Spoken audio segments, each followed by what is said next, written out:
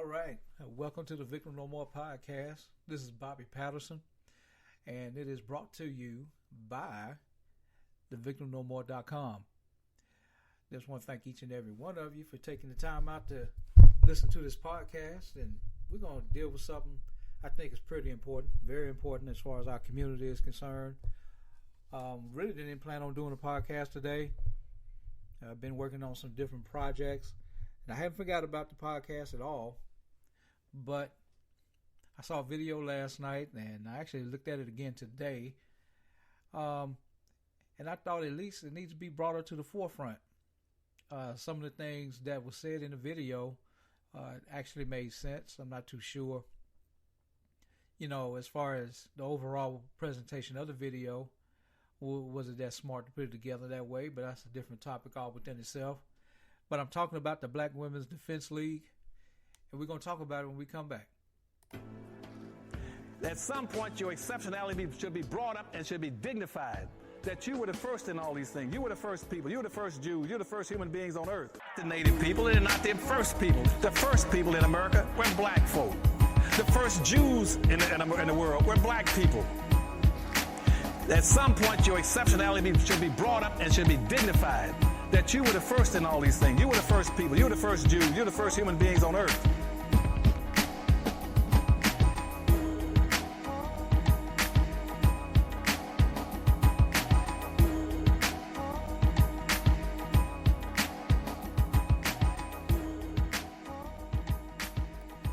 All right. Let's go ahead and jump on into it. The video I was referring to was actually done on the Black Women's Defense League. And it was done by this group called Vice. You can look it up on YouTube. Pretty easy to find now. And basically it's about a club for black women. I think it's based out of Dallas, Texas, that specifically deals with them arming themselves and also taking self-defense. Not only to deal with racism, white supremacy, but what I found even more interesting and a conversation that needs to be had within our community, because we in the past have had a tendency to sweep certain things up under the rug and act like they don't exist, but then don't want to deal with the fruit of that type of neglect, because we're beginning to see it now with some, and I have to reiterate, some black men hating black women and black women hating black men and wanting to see us basically eradicated off the face of the earth. That's what it seems like. As a matter of fact, the first time that I saw this video concerning the Black Women's Defense League, it was actually on a young sister's channel on YouTube, where she used this video to basically warn the sisters to basically don't even be bothered with brothers anymore. And occasionally she might throw in, well, if they doing this or doing that, but the majority of her speech after this video was basically, stay away from black men. The black men basically needed to be, wiped off the face of the earth, that they're nothing but predators, so forth and so on. As much as I hate when brothers talk about the sisters that way, I despise it just as much when I hear our sisters basically painting the majority of our brothers that way as well. That lets me know that somewhere along the way, personally, something has happened with them and has left them bitter. But that's not the gist for the most part, as far as what this podcast is about. Is actually addressing not only the fact that these women thought that they needed to arm themselves, not so much to deal with the issue of racism, white supremacy on the outside, but more so to deal with an enemy that's within our ranks, and that is the abusive black man. Especially when it comes down to physical abuse, they feel as if their life is in danger and they have to protect themselves. And just by observation. And Malcolm X said the same thing, that the most disrespected, dishonored, and I'm paraphrasing here, disrespected, dishonored, unprotected woman in this country is the black woman. And so it's gotten to the point now where she really has to really do what she has to do to be able to protect herself and her babies. This is how far we have fallen, as to which she don't feel as if she can depend on us, because a lot of us don't even stand up for them. It has actually become, or is becoming, almost like a cultural trend within our ranks to publicly bash our sisters. I don't get that mentality. How can you assassinate, our sister's character, so openly in front of everybody? Because the racist white supremacists that are sitting back watching this, man, it's like they can go pop them some popcorn and sit back and enjoy the show. Because yes, they may have helped planted the seed, but that don't necessarily mean that we have to make it grow. It's just like with a mousetrap. My grandmother, bless her soul, she passed away back in 2012, lived to be 99 years old. But that was one of the wisest people that I've ever met in my life. And she would use little simple stuff to paint an analogy, and it was so powerful. So I remember, she had a mouse problem in the back of the house, not necessarily on the inside, but on the outside, because they would come and eat some of her crops, because she just loved the garden. So she would set out, these particular mouse traps, and she would put bait in them. And, we would go out, look at the mouse traps, and, there were plenty of mornings that the mouse traps weren't triggered. But they went and the mice went and got the vegetables that was planted out there or what have you. And so I would ask my grandmother, Grandma, you set the trap out here. Why come, there's no mice in it? She said, well, baby, just because you set the bait, that don't mean that the mice are going to eat it. Think about it. Just because there are traps set out here for us, that don't necessarily mean that we got to go and fall for the traps. So, before I go any further, just deal with just a little bit of numbers here, because I don't like just, making broad statements without any type of figures and any type of proof behind it, things that, you can't go back and research yourself. And I know I can't go over all the numbers and all the aspects, because first of all, you can't do that in one show. But just to give you an example, I'm just using a study that was done by the Institute on Domestic Violence in the African American Community. Just this 2005 number. Think about this. Is that black women comprise of 8% of the U.S. population, but in 2005 accounted for 22% of the intimate partner homicide victims and 29% of all female victims of intimate partner homicides. There was also a statistic that was given within that video done by Vice, and they said every 19 hours a black woman is murdered. But here's the other statistic that was just very sad to me. They said that every 21 hours, a black woman is murdered by a black man. Think about that. That is outrageous. So in other words, without us going a whole 24 hours, it's like we can count on one of our brothers taking one of our sisters out. And even though it might be an uncomfortable conversation, it has to be had. And part of the problem why our sisters feel as if they got to do what they have to do is because, unfortunately, a lot of us, and I'm talking about us quote unquote good men, are not even willing to have this conversation.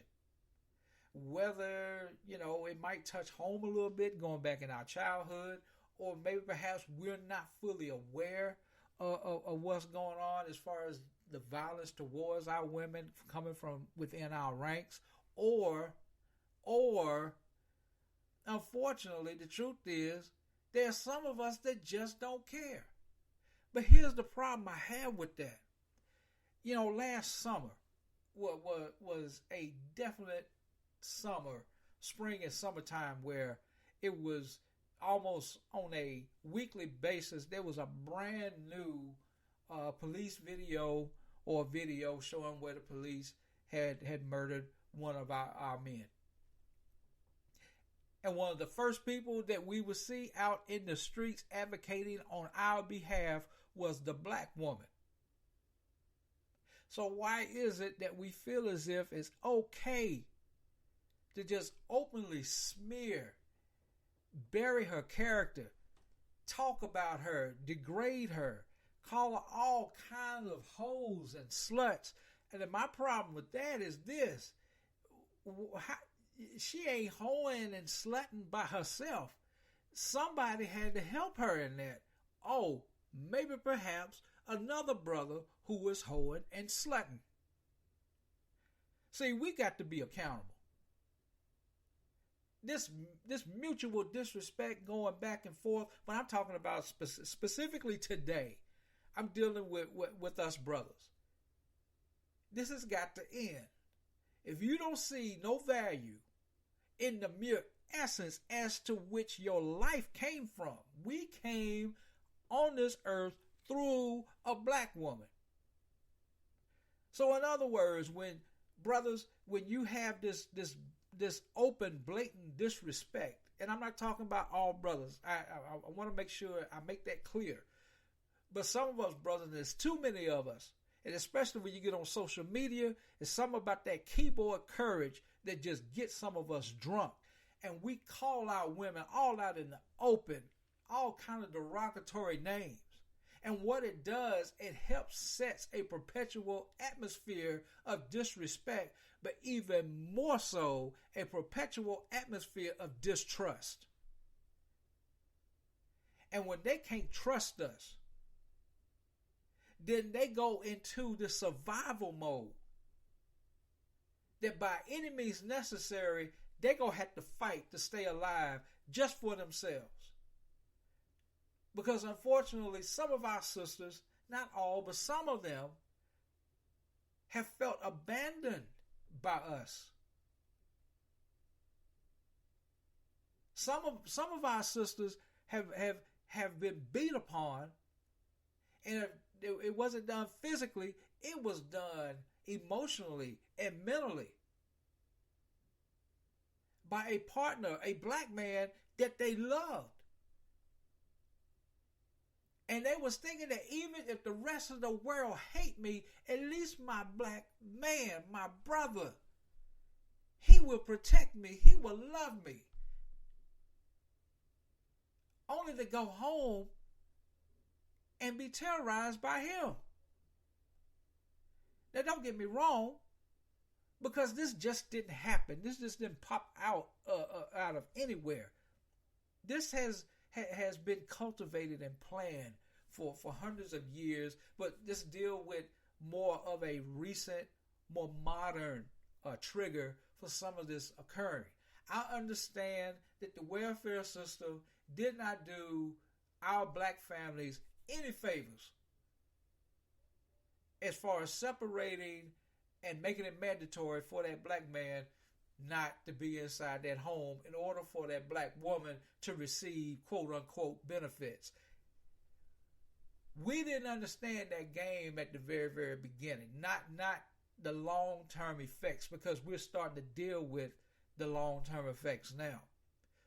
But here's the reality.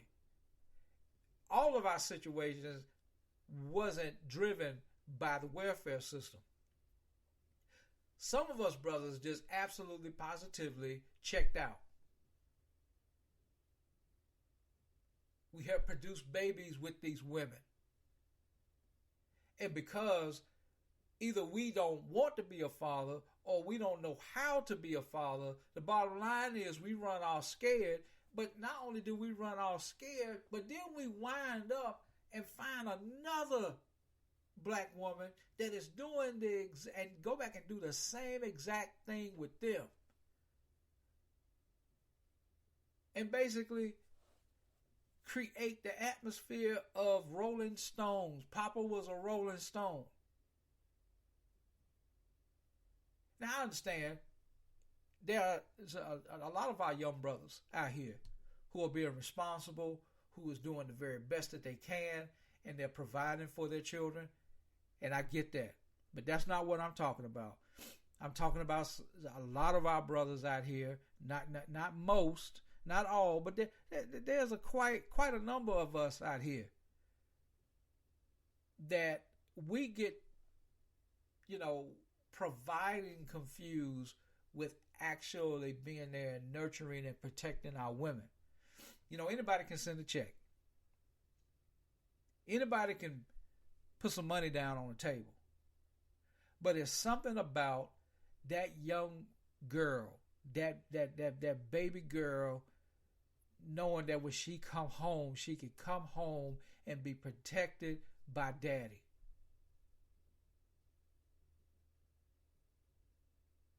Fathers raise the sons, but cherish the daughters. So in other words, the first man that my daughter ever heard any type of affirmation from was me. I was the first one to tell her that she's beautiful, that she's highly intelligent, that she could go and do anything that she set her mind to do. And that if anybody mess with her, I'm going to come handle that. And so there was a standard that was set there in place as to which she had a blueprint. So not only could she go by how I treated her, but how I also treated her mother. She never, ever, ever saw me raise my hand to my wife. She never, ever heard me call my wife out of her name. Not to say there might not have been disagreements from time to time, but it was never, ever a disrespect or a degrading to minimize that woman that was in front of me. So there was a standard put in place, not only for her, but also for the two sons that we had inside the home. Because remember, fathers train the sons. So I'm training them how to be protectors instead of predators. They first learn how to open up a door for their mother and for their sister from me. How to pull out a chair, how to help them put their coat on. So therefore, they can go out here and act a fool all they want to, but one thing they can't say is that they weren't taught. Here's something else that my daughter would never ever be able to say. That my father or uncle or anybody within the family ever tried to harm me. Yeah, because that's another part of the conversation that we don't like talking about, because guess what? Big Ma and them put that up under the rug too. So here it is, we done have family members, male and female, but I'm talking about our brothers today, that have sexually abused our sisters. And so here it is, we done helped set the atmosphere to lower the expectations of our sisters to go out here and expect what a man is supposed to be. And I go back to one of my initial statements that matter of fact, typically the first man that a lot of our sisters have had their heart broken by was their father. Because if he wasn't there protecting. And unfortunately, in some cases, he actually molested her. Yeah, let's talk about that. So if we want to get a clue as to what's going on out here today, why we seeing what we seeing, this is some of the residual effects of what happens when the man is not in his proper place. I don't care what's going on right now as far as the white community is concerned. This is about us. We are hurting so bad. Some of us are at each other's throat, and we don't even know why.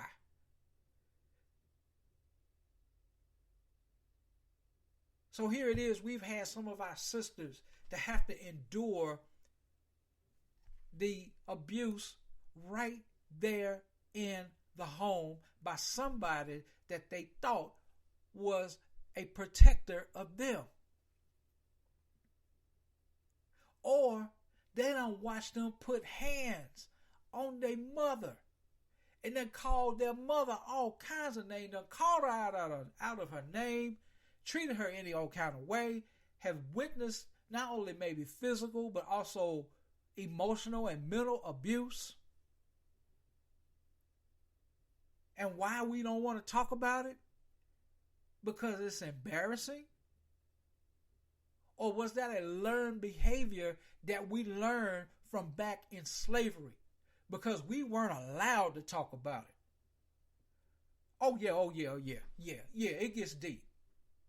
I advise anyone who have not done so, please go get the book Post-Traumatic Slave Syndrome by Dr. Joy DeGruy. Not only get the book, but you can also look up, she's done different lectures on that. You can look it up on YouTube. And I'm telling you, this thing is deep.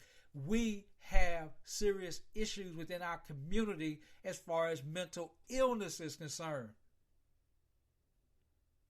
This is deep. Here's why I say what I say. I'm former military. So I really understand this from that particular level, where our men go over into these foreign countries. Let's say, for instance, Afghanistan. They spend 2 years in Afghanistan. They have watched all types of murder, killing. They probably have witnessed, some of their comrades going through dealing with explosive devices, maybe even lost some limbs. And that can be very, very traumatic.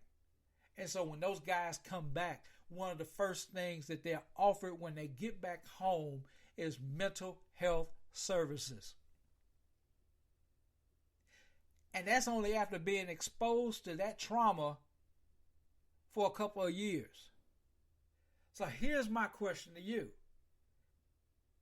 If these people, these men and women that go over into these combat countries, come back home after a couple of years and offered mental health services, and not to minimize the suffering, but compared to what our people have went through for 400 plus years, do you not think that we would not need mental health services as well, and even more so? There are certain behaviors within our communities that if we just took the time out to understand where they come from, we could get a better handle on how to actually get healing. You just don't get over this stuff overnight. So can you imagine some of our sisters being traumatized day in and day out? If it wasn't their father, it was some crazy, stupid uncle, or maybe even a brother, or even a cousin.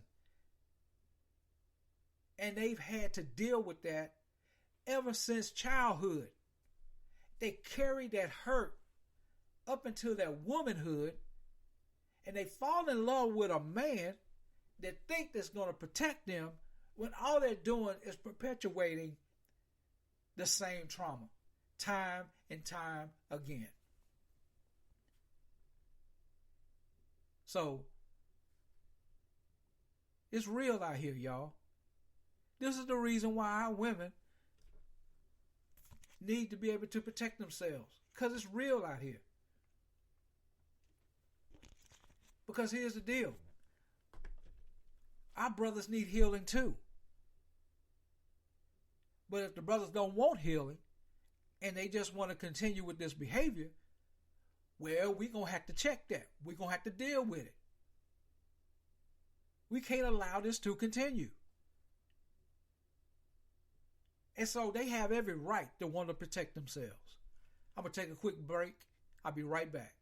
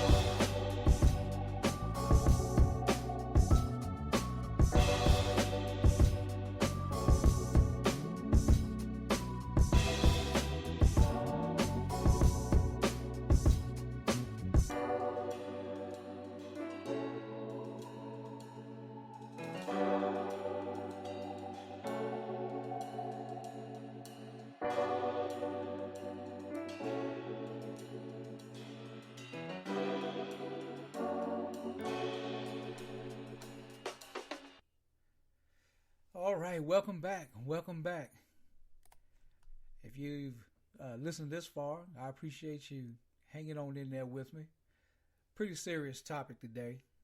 But hey, in order to start on this road of healing, man, we got to be able to deal with these issues head on because time is short. And the last thing that we need as a people is be at each other's throat. Sister, I need you. As we were to be honest, guess what? You need me too. We need one another. We ain't going to be able to make it without one another. No, not with what needs to happen within our people. I can't imagine fighting this fight with somebody who can't feel my pain, who cannot identify with my pain, cannot even touch my soul the way it needs to be touched.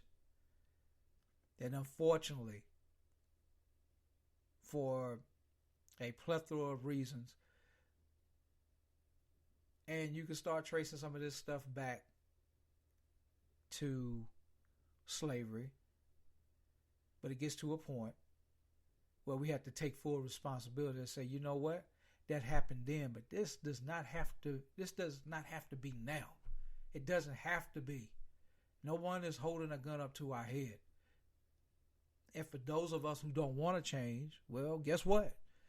You're going to be left behind.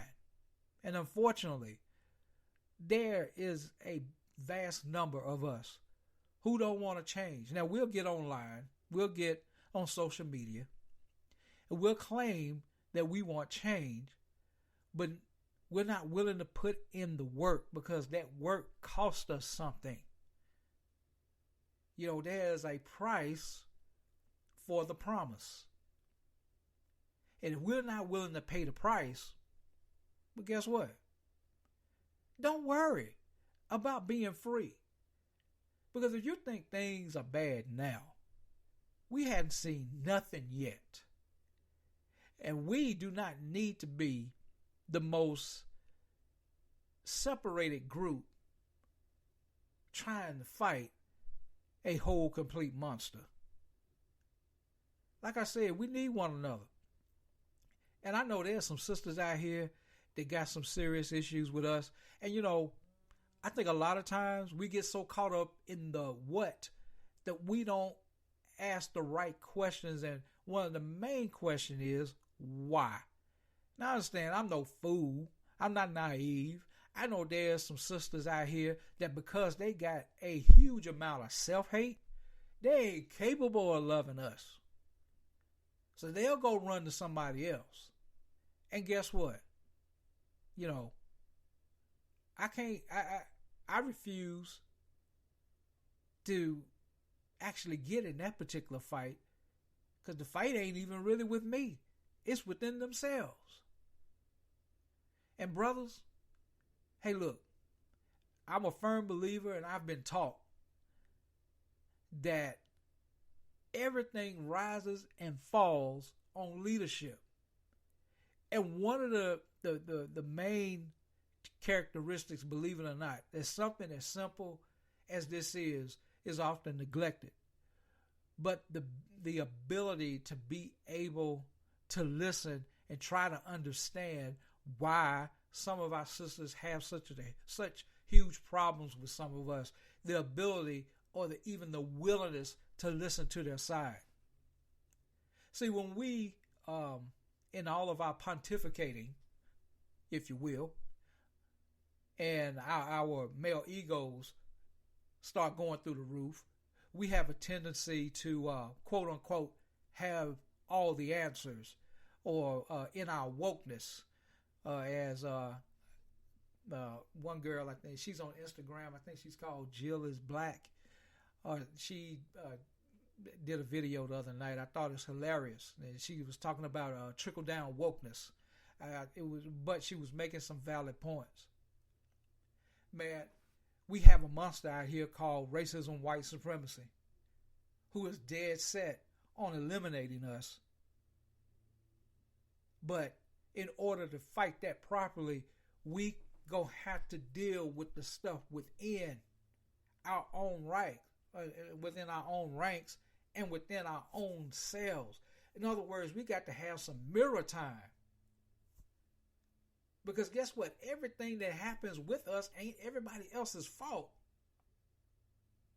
And as far as men are concerned, our men, man, we got to protect at all costs.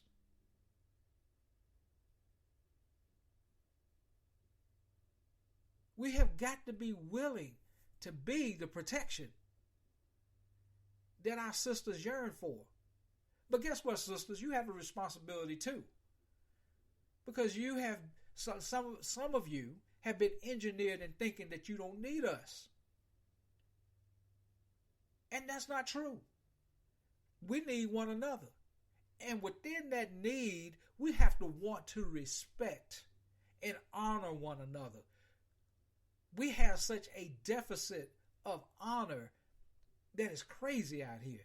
And just certain things that I just refuse to participate in. I can't get in a long, drawn-out online argument just to prove a point when the truth had already been told. But within those particular dialogues, sometimes, man, you can see some of the most vile disrespect and dishonor amongst ourselves.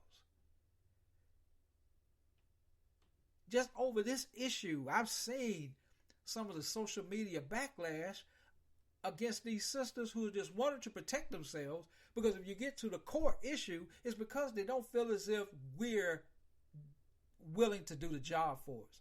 And even if there's a problem amongst our men, the good men, it just seems like sometimes are not willing to address the issue with some of these brothers that get out of socket or get out of pocket. So they just feel as if they just going to have to handle everything themselves. It's called abandonment. And you'll be surprised the multiple years of abandonment, the spirit of abandonment that these sisters have had to deal with.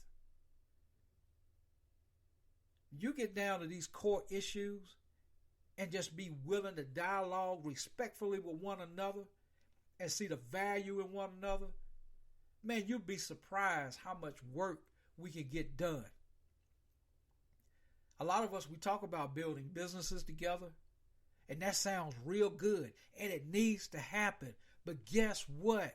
If I don't trust you, if I can't dialogue with you, if I ultimately feel that you're not for my good, that I can't trust you, how can we build on that? We literally got sisters out here that are getting armed just to protect themselves against some of us. That is crazy. But unfortunately is necessary. We got to change the culture within ourselves. We got to change the culture within our community. And I know to some of you I'm preaching to the choir, but maybe, just maybe, one or two people that don't have that mindset will listen to this and understand the heart from which I'm coming from. Because it's time for healing. Because we get this healing done and we shore up and connect together the way that we need to, can't nobody stop us. We've done it before and we'll do it again.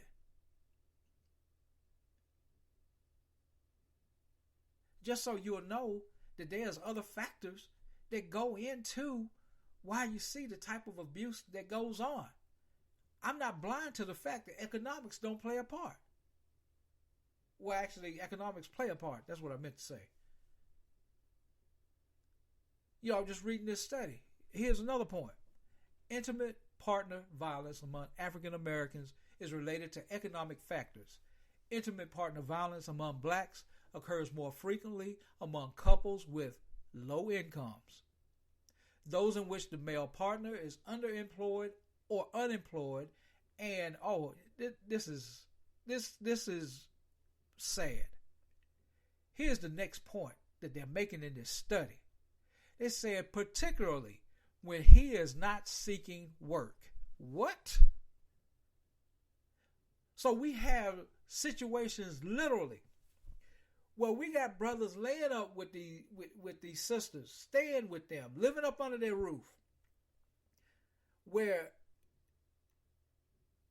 the sister is providing the money, they're providing the roof, they're providing the food, they're providing all the other things in between. And as a repayment, they're getting their butt beat. What?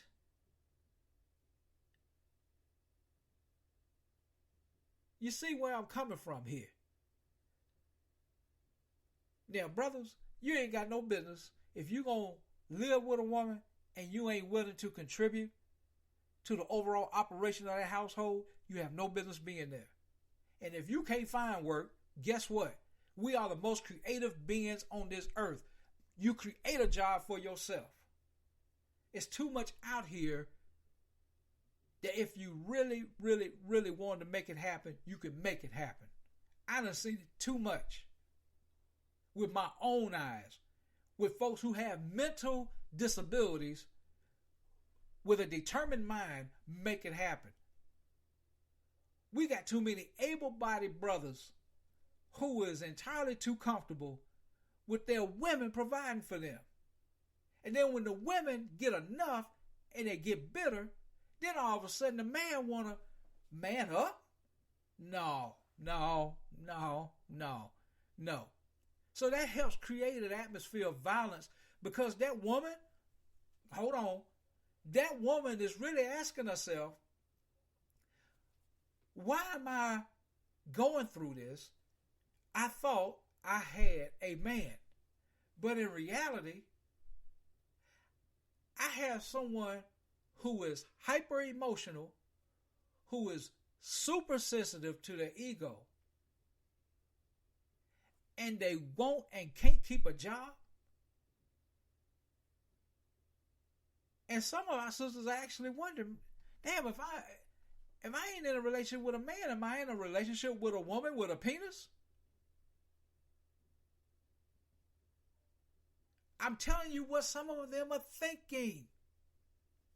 And they're frustrated.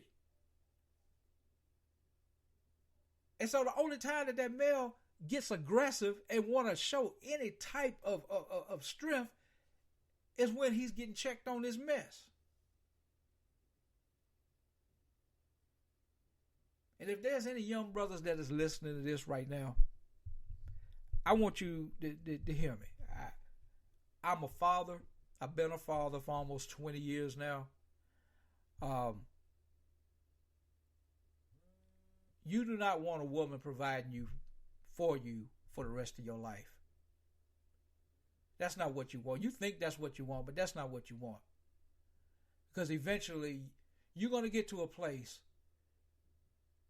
where you're going to want your spiritual balls back, and you're going to become bitter. And the next thing you know, there's an atmosphere that is just waiting to explode. Do yourself a favor right now and start working to be able to provide for yourself so you can provide a place for that woman. I'm telling you, it does something to your manhood when you look at every come up that you've had in your life came by virtue of a woman. And the women out here today are getting tired of it. Because deep down inside, ultimately, they know that you can do better. But guess what, sisters? The only way that these brothers keep having this type of lifestyle is because you keep providing it for them. So here it is. You getting bitter too. And it actually sets an atmosphere where violence can take place. And the next thing you know, the community then took another L. And we continue this cycle over and over and over and over again.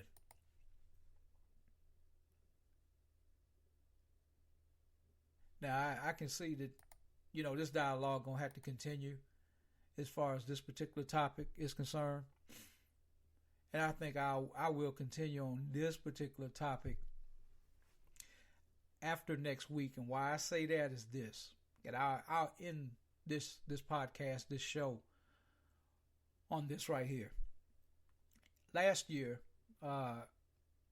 I was asked to take part and participate in a fatherless daughter conference.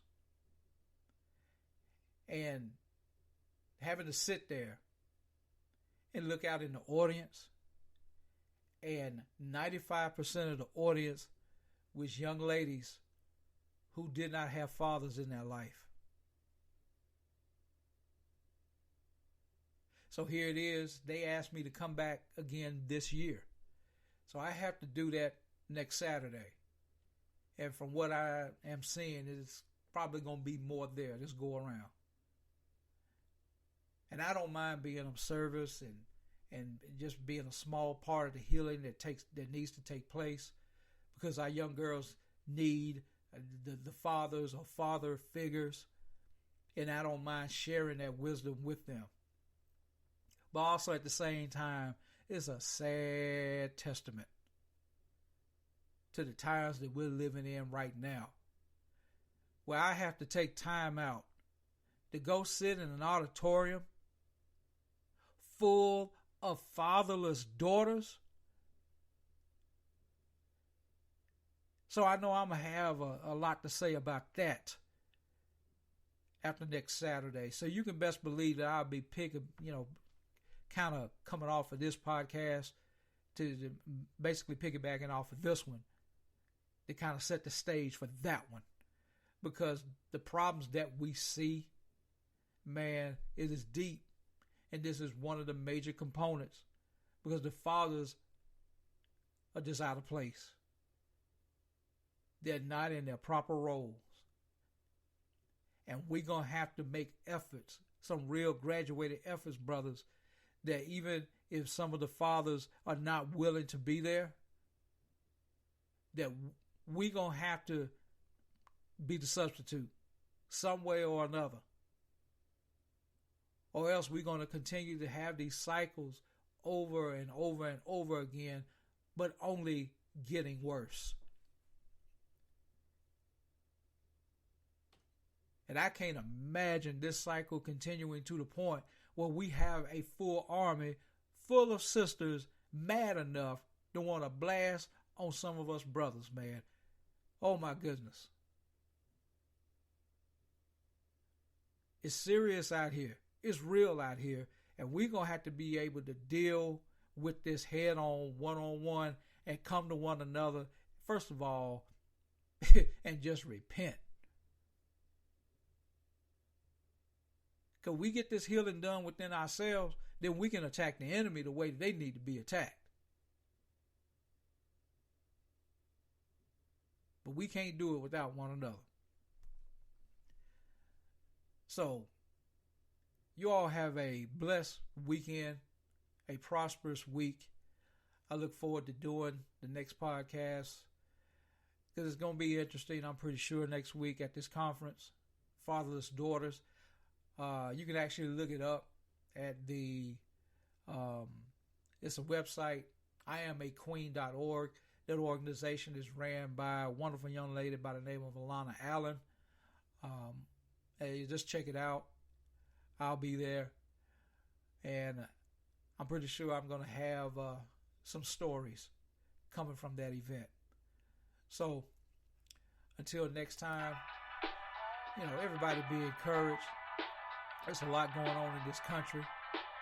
It seems like we got opposition coming from each and every direction that you can imagine.